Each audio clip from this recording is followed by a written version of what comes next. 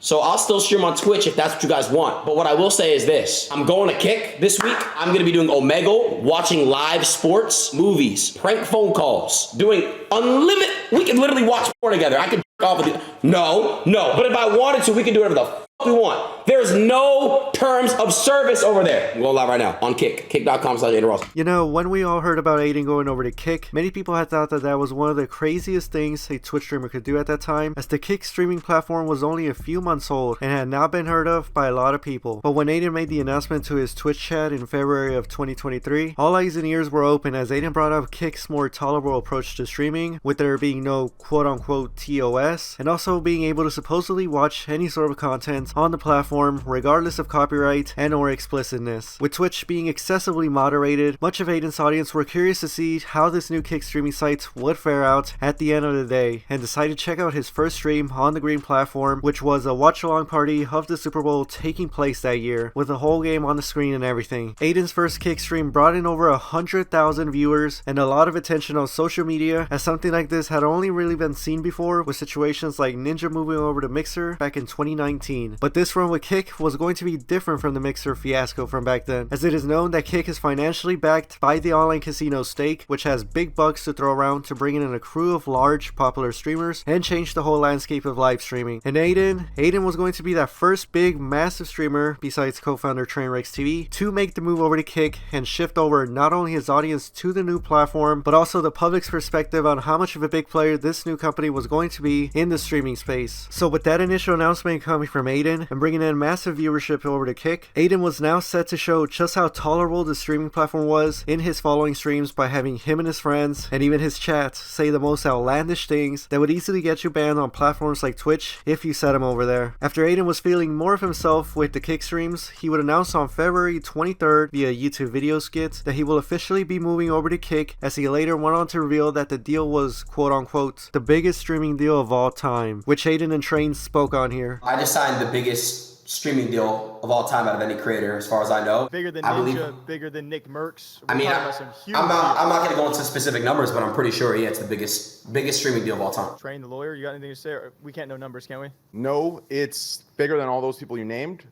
Really? Kick signing Adin Ross is the biggest streaming deal we have seen to date? It gets messy when it's just streaming deal, because there's a bundle of things in there, but what I will say, the amount is more than all those people, yes. Of course, the gambling aspect from Stake is involved, but Adin would also say that he had also received equity in the Kick company, and that of course would push him to make the platform much more popular amongst his peers, viewers, and general public. But with Adin's attempts in showing the tolerability of the Kick platform, it then ensued a series of controversies throughout the year, where he started to be more of himself in his personality, and also made content that would not be suitable to the average viewer. But we were on Kick, so anything went. First, he would of course have an unrestricted set of vocabulary words that he would use and say, such as telling people to keep yourself safe. If you see those three initials there, then you know what I'm talking about. Him telling that to people would also go towards other creators like Hassan and even esports reporter Jake Lucky. Adin would talk smack against a bunch of random people in video chats as well, and just essentially be like an Xbox 360 Modern Warfare 2 lobby personified onto his Kick streams. These would sometimes get him criticized by the general public whenever they got word on it, but Adin, he just didn't care and kept on going full force with the way he spoke. He would also get backlash for saying that there were only two genders, more backlash when he was talking about pronouns instead of the phrase kill/them, and then also got a little bit of heat when he got the N-word pass from Chief Keef and went on to say it in a tune while one of his songs was playing. A fool! That's that shit ain't sure. What? A snitch, nigga! That's an So those controversies were speech-wise and such, but Adin had also gotten heat when during some of his early Kick streams, some of the segments on them were of him paying his viewers to do some crazy stuff on camera for money, some even referring to them as torture. Okay, you're gonna pull the blanket off her, pour it all on her face, and they're gonna be like, wake up, bitch! And you're gonna grab the bag and go, smack, smack, smack. Take this.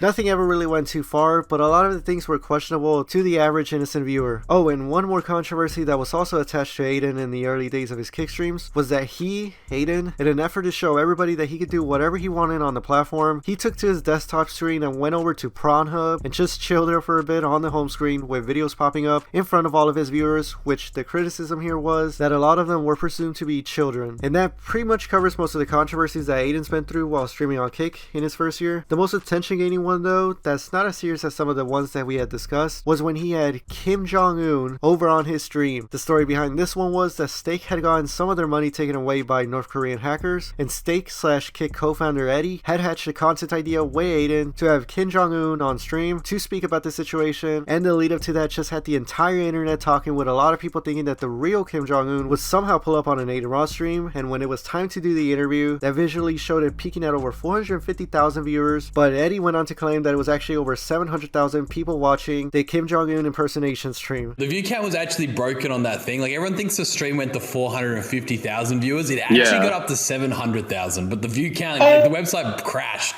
The whole thing crashed. It got to 700,000. So with Adin bringing tons of attention to the Kick streaming platform, both good and bad, you just knew that Twitch would take notice of Adin's influence and try to stop him from bringing over his audience to the competing platform. And Twitch, recognizing this, went ahead and banned Adin from their platform early on in Adin's run on Kick. Not a lot will be known as to why Adin got banned, but it was presumed at the time that it was because Adin kept on bringing that Twitch audience over to his Kick streams, thus toughening up the competition in the streaming landscape, and Twitch just couldn't afford losing more of their viewers. So while that was one theory that on the side was evidently true, Adin then went on to speak on his Twitch ban on a Full Send podcast episode, where he revealed what Twitch had told him was the reasoning for his ban. I got indefinitely suspended from Twitch because my Kick chat box was in the top right. They banned me for unmoderated control over a chat.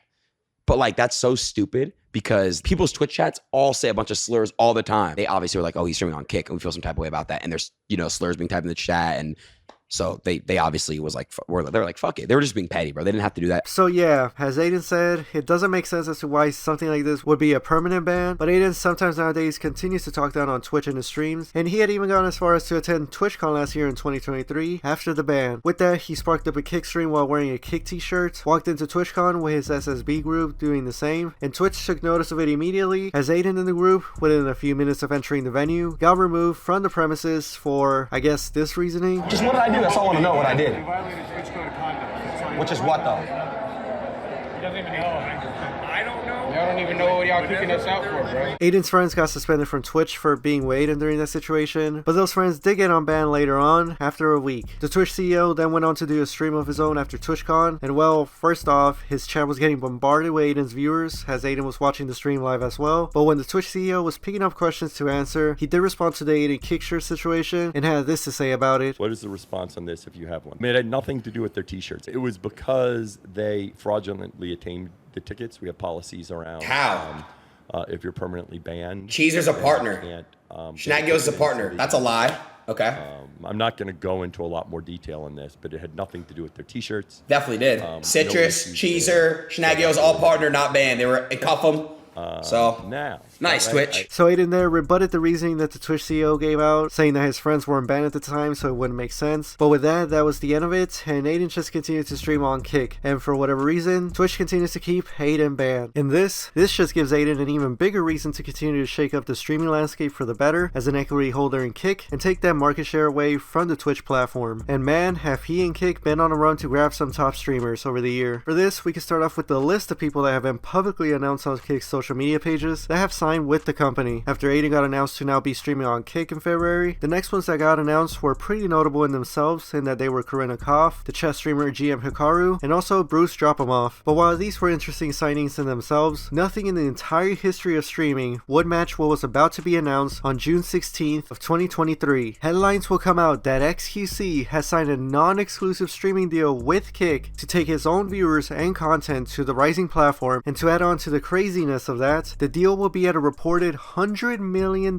price point for just the following 2 years. A good chunk of that has been reported to be base pay, and presumably there were also a lot of incentives in that deal that ended up totaling up to the $100 million price, such as potentially Stake promotion being directly a part of the deal, and also XCC potentially having equity in the Kick company as well. But either way, XCC is getting paid very handsomely, and him coming onto the Kick platform gave it another huge boost in viewership and streamers trying it out, and also solidified Kick's place in the streaming streaming space. But Kick didn't stop in announcing streamers there. Now, the next streamer that they announced was almost immediately after XQC signing, and that was Amaranth. The next content creators that followed were Yasuo from 100 Thieves and the Minecraft YouTuber Sapnap. Then the next huge announcement that took place occurred in the middle of August when Reyes dropped his video announcing that he had joined FaZe Clan and was now going over to Kick as well. This announcement in particular hyped up the Kick community even more now, as the lineup there on the platform was looking even more solid now, as Adin even spoke on it saying, "They all call me crazy when I first came. Look now." Then the next set of Kick announcements that occurred after that were the Italian sports journalist Fabrizio Romano, Valorant pros Some Like You, popular e-girl / model Jane Fox, hugely popular FPS player Nick Merckx, the rapper Tyga, the YouTube group Nelk Boys, pro Dota player RTZ, MMA fighter Max Holloway, and then also Kick even went on to get Tfue out of his retirement from earlier that year in 2023. And to end off the list of announced signings, Fuzi runs off the group of names here with his signing announcement in early January of 2024. This one being a big deal as well, as we all saw how he changed the streaming landscape himself with his IRL streams on Kick just a handful of months back. Kick would also sign an esports team as well in Team Secret Esports, but signings wouldn't be limited to just large or mid-sized streamers. Kick would also pay attention to the smaller ones and sign them up in groups under the First Class and Phase 2 programs. And all those officially announced signings wouldn't be the only ones taking place at creators coming over to Kick. Tons of other streamers, content creators, and personalities took a shot at trying out the new streaming platform like David Dobrik, the Ace Family, Wade Plam, Astro Wet, HS, and even had Ninja on it for a while. But with some giving Kick a try, others have gone on to excel on the platform as they have either gotten signed and or just really enjoy streaming on the more tolerable site. Names that come up in that conversation can be the controversial ones like Neon, Jack Doherty, The Island Boys, Sam Frank, Natalie Reynolds, Sam Pepper, and many would also even say Ice Poseidon. But other more casual creators have also come on to Kick, like Kay, Nadia, Fulcrum, Bradley Martin, Speed's assistant Slips, Los Pollos, and even Vitaly, making himself more notable in the scene again. We also had more new people in the scene making a name for themselves, like Action Man, Derek Graz, Zerka, Heel Mike, and then we also can't forget Aiden's friends and SSB members running it up again, like Cheezer, Cuffum, Schnaggy, Citrus, Convy, Sweater God, Jake Future, Prime, and even now Demi. Actually, never mind with Demi. She just screwed over Aiden and now the whole community hates her. But without getting too into the situation, let's just go back to the video at hand. This group of friends in Aiden's circles even got notoriety in the Kick scene, as Aiden had even gone on to say that they run the platform as they tend to get great viewership with a rabid and engaging community. Kick obviously fucks with us. They fuck with AR loyals, so they're not gonna really penalize us as they would to a regular person. You know why? It's not even that I own Kick. AR loyals runs Kick. If I would ever get banned, if motherfuckers get banned,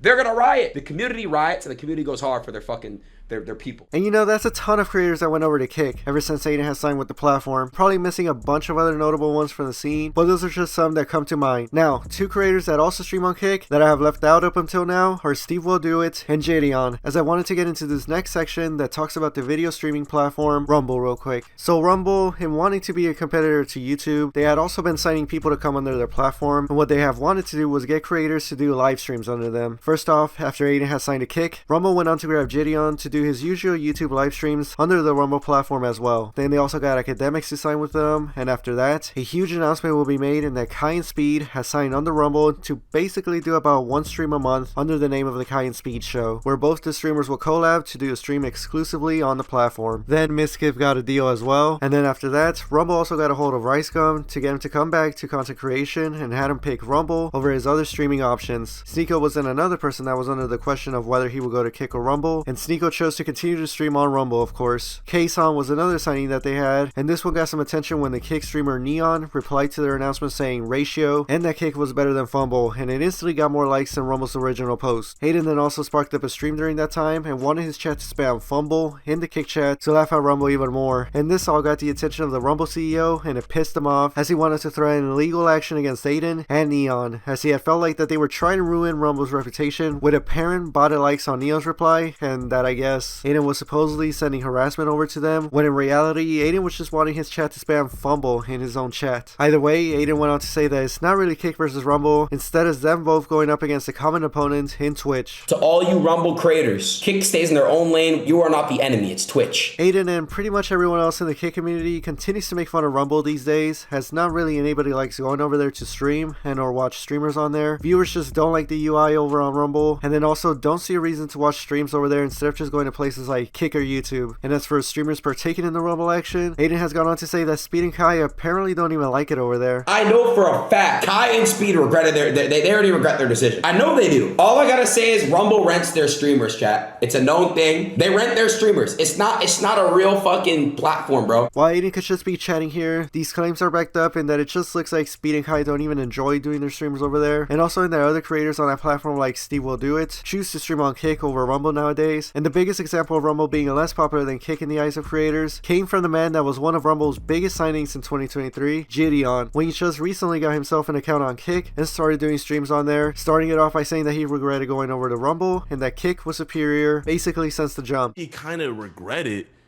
going with Rumble instead of Kick. Like, I was like, dang, I wish I went with Kick, you know? But, hey, can't go back in the past, so it just is what it is. So with Kick now being the definitive alternative from Twitch and live streaming, the platform will only keep making an impact as Kick continues to increase their brand awareness through continuous sponsorships of large events like Misfits boxing shows and Simon charity football matches, or just sponsoring teams in general like the Everton Football Club in Europe. They also got a big role in F1, and in addition to all of that, I guess a bonus thing here is that they also won Ludwig's dodgeball events in December of 2023, which only increased awareness of the green platform amongst the streaming community. Other notable events and accomplishments for Kick have been when big situations happen on the platform, like when Fuzi's Wild Run came to a climax on the night of August 22nd, with the arrest and attending of Jack Doherty's house with Neon. Kick had also managed to get 1 million concurrent people on the platform when one of their most popular streamers, Colombian personality Wes Cole, hosted a Stream Fighters 2 boxing event. Drake had also been another person that gets on Kick quite a bit as well, a lot of times in different people's chats like Trainwrecks and Aiden's, but he has also done a few streams on the site, like the one that he did this past December, where multiple clips got memed on online, the most notable of these being the Anita Max Win one. This is my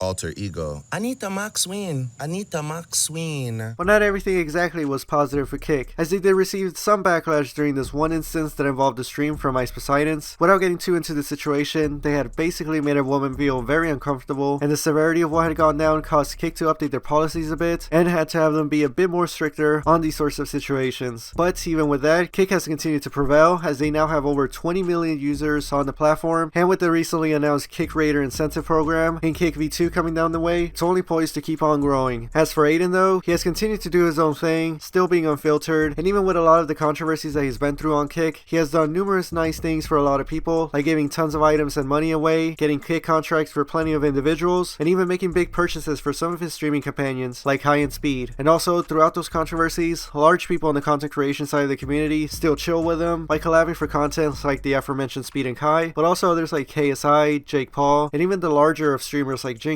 And it wouldn't be just limited to online content creators either. Adin went on to beat the brand risk allegations by continuing to collab with other massive names in the world, from those like Dylan Dennis and Andrew Tate, to A-list artists and celebrities like Anuel AA, Rick Ross, Chris Brown, Soulja Boy, 21 Savage, Playboy Cardi, which got the entire attention of the internet when it happened, and it got followed by another collab in J.O.P. And Adin, along with all of that, has also claimed that he is set to be a part of the highly anticipated video game GTA 6. As for Adin's streams, he has continued to push what can be done as a streamer, as with the Kick and stake money coming in, a warehouse has been used for content recently, most notably Adin going the route of setting up boxing events in there, and just chilling in his streaming room in that location as well. Adin and Kick's relationship continues to do well, as he's brought tons of attention to the platform, and Kick will not only show Adin their appreciation of him by gifting the streamer a Rolls Royce, but they have also gone on and re-signed him to continue to stream on the Kick platform, with a bigger emphasis on creating more content that is bigger and better. And as Adin has just recently surpassed 1 million followers on the Kick platform, being the first one to ever do it, and with everything else coming down the line for both Kick and Adin, one can only imagine just how much further the platform is going to go from here on out. And with that, that'll be the end of the video. I hope you all enjoyed, and I will see you in another one.